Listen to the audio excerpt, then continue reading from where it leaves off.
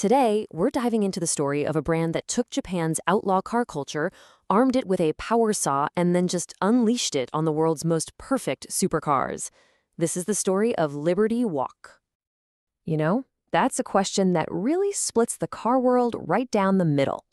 When you've got a machine that's been engineered to perfection, a literal rolling piece of art from Ferrari or Lamborghini, what more could you possibly do to it? For most people, the answer's easy. You do nothing. You preserve it. But for Liberty Walk, well, perfection is just the starting point. Their answer is to do the unthinkable. You take that perfection and you slice it wide open. It's a philosophy that was born from one man, Wataru Kato, and it's become this global phenomenon. So let's start at the very beginning. To really understand why anyone in their right mind would cut up a supercar, you have to go back to the streets of Aichi, Japan, and a young guy who was absolutely obsessed with a very specific and very wild style of car culture. Now, Kato's inspiration, it didn't come from some fancy racetrack like Le Mans or Formula One. Nope. It came straight from the streets, from this Kaido racer culture. This is kaizo, or car modification, in its rawest, most in-your-face form. You can forget subtlety. This style is all about being seen, about having a presence so extreme that people either love it or they hate it. There is absolutely no in-between. So picture this, 1993. Kato's just 26 years old and he opens Liberty Walk. It wasn't some global brand. It was this tiny little shop, honestly more like a clubhouse for misfit cars. He started out importing American and European cars, but slowly he began injecting that Kyoto racer flavor into his own builds, and he started to get this reputation for a radical style that nobody else dared to touch. But to go from a local Japanese shop to a name that every car enthusiast on the planet knows, well, Liberty Walk needed a defining moment. They needed one single, audacious act that would get the entire world talking. And that moment, it didn't start with some big business plan. It started with a simple request from a close friend. The guy owned a Lamborghini Murcielago, but felt it was missing that wild spirit. His ask was simple: make it cooler. And that led to the very first LB Performance body kit, way back in 2008. But see, a simple bolt-on kit, it just wasn't enough. To truly capture that old-school Japanese works race car style, they had to go further. This was the moment of truth.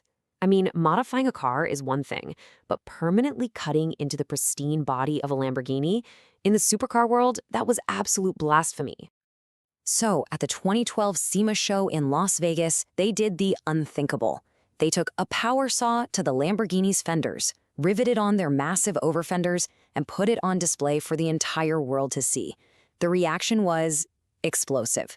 The international car scene was just stunned. The LBWK style wasn't just born, it had arrived.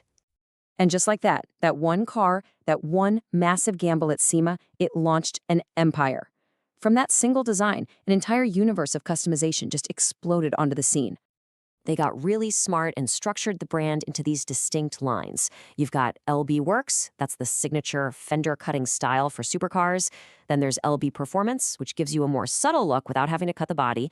LB Star Nation brings that same aggressive stance to smaller Japanese cars, even the tiny key cars, which is awesome. And then there's Silhouette Works GT, which just takes things to the absolute extreme, inspired by those insane boxy race cars from the 70s and 80s. That vision of Kaizo, it didn't just stay in Nagoya. Fueled by the internet and a whole generation hungry for something different, that rebellious culture went viral and it went global. And to give you a sense of the scale here, we're not talking about mass-produced kits. Every single one is handcrafted. Today, there are over 550 of these official machines on roads all across the globe, from the Americas to the Middle East, and each one is a rolling piece of that original rebellious vision. And the influence spread way, way beyond the garage. Liberty Walk became a pop culture icon. You can now drive their cars virtually in Need for Speed and Forza. You can collect official Hot Wheels and Mini GT models of their most famous builds. You can even wear their style through collaborations with major streetwear brands. This quote from Wataru Kato himself, man, it just says everything about his philosophy.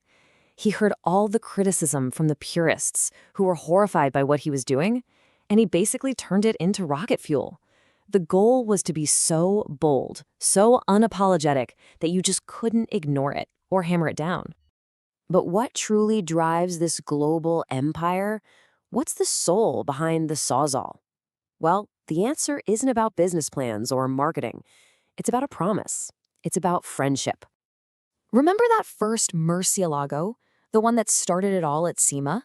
That car belonged to the same close friend who, years earlier, had made that simple request: just make my car look a little cooler. This right here, this is the heart of the whole story. Cato's friend was terminally ill, and just a week before he passed away, Cato made him this promise.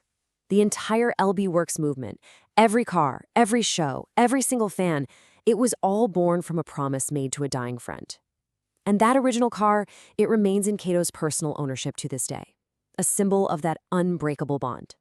Ultimately, Liberty Walk's legacy forces all of us to ask this question. In the world of automotive art, where does reverence for the past end, and where does the rebellion to create the future begin?